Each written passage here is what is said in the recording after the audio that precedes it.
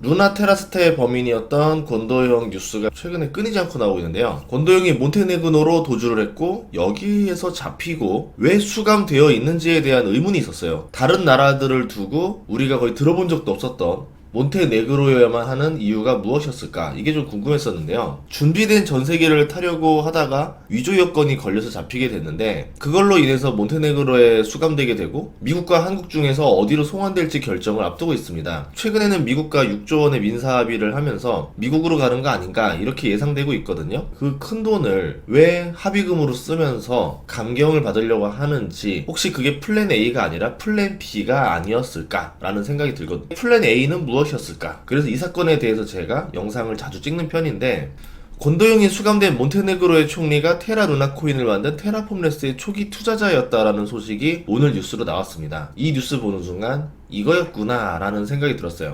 대략적으로 범인의 윤곽이 느껴집니다. 권도영이 범인이라고 하지만 권도영이 과연 단독범일까에 대해서 많은 의심들이 있었거든요. 예를 들어서 도주를 도와주고 전세기를 마련해주고 도주 다니는 사람은 연락을 자유롭게 취할 수 없기 때문에 이렇게 착착착착 준비할 수가 없습니다. 마치 누가 착착착착 준비를 다 해주고 권도영 보고 너 여기로 가 여기로 가 여기로 가 여기로 가 이렇게 하면서 지휘를 해주는 누군가가 있지 않을까라는 생각이 들었었어요. 그런데 이번에 몬테네그로 총리 뉴스가 나오면서 어느 정도 있겠구나라는 생각이 드는 거죠. 해당국 일간지에서는 총리가 당시 근무하던 회사 이름으로 투자했다라고 말하는데 알고 보니까 개인 명의로 투자를 했었고요. 만약 루나 최고점에 매도를 했다면은 1,100억 원 이상의 수익을 얻었을 것이라는 뉴스가 나왔습니다. 저는 금액을 떠나서 권도영이 하필 몬테네그로로 간 게 왜 간 거고 거기 총리는 왜 테라폼랩스의 초기 투자자고 몬테네그로가 미국 한국 송환을 결정하는 상황이 왜 된 건지에 대해서 의심해볼 필요가 있다라는 거죠. 만약에 더 큰 나라였다라면은 몬테네그로 같이 한국으로 보낼까 미국으로 보낼까 이런 고민을 하지 않을 거고 배후 세력들의 입김이 적용되지 않을 겁니다. 태국이라던가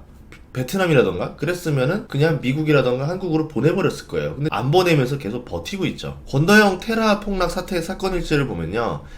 2018년에 이제 루나를 출시했고요. 22년 5월에 테라 생태계가 붕괴됐었습니다. 그리고 5월부터 수사가 들어가니까 권도영이 한국을 떠나서 싱가포르, 아랍에미리트, 동유럽 세르비아로 이동을 해요. 23년 3월, 그러니까 8월 뒤에 몬테네그로 공항에서 잡힙니다. 코스타리카 여권을 사용하다가 두바이행 전용기를 타려고 했는데 거기서 잡힌다는 거죠. 그 이후에는 이제 항소하고 송환 결정 이런 얘기들 나오면서 시간을 지지부진 끌었죠. 벌써 그게 1년 넘게 끌었습니다.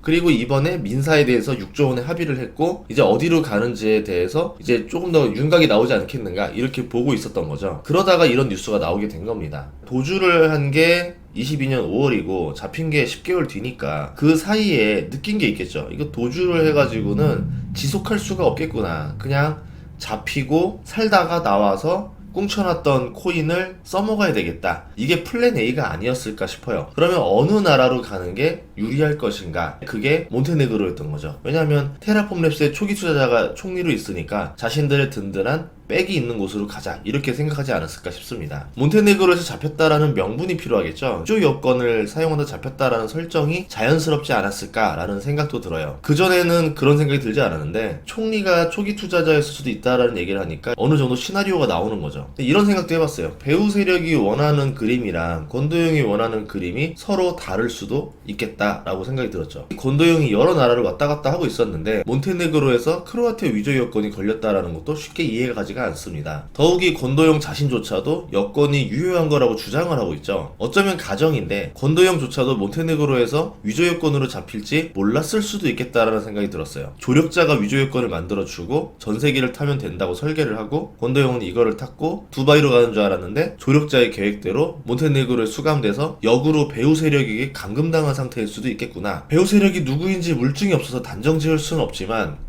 있을 수 있겠다라는 생각이 듭니다. 그렇게 권도영의 신변을 확보하고 미국으로 갈지 한국으로 갈지 이제 유리한 선택을 하려고 했을 수 있는데 권도영이 빼돌린 비트코인 8만 개의 행방도 권도영이 가지고 있는 건지 조력자가 가지고 있는 건지 알 수는 없거든요. 근데 합의금으로 6조 원을 제시했다라는 걸 봤을 때는 권도영의 신변을 먼저 보호해 주기로 했다라 볼 수 있겠죠. 그들이 해먹은 돈에 비해서 상당 부분을 내는 겁니다. 그렇다는 거는 권도영을 살리겠다는 얘기잖아요. 결국은 권도영이 쥐고 있는 코인을 권도영이 쓰겠다. 그게 아니고서는 배후 세력 세력들은 아까워서라도 안 주려고 했을 건데 줬다라는 점에서 저는 그렇게 보고 있습니다. 권도영이 몬테네그로에 수감된 이후에도 비트코인 출금이 매달 평균 1000개씩 나왔거든요. 대략 1000억씩 인출했다 볼 수 있습니다.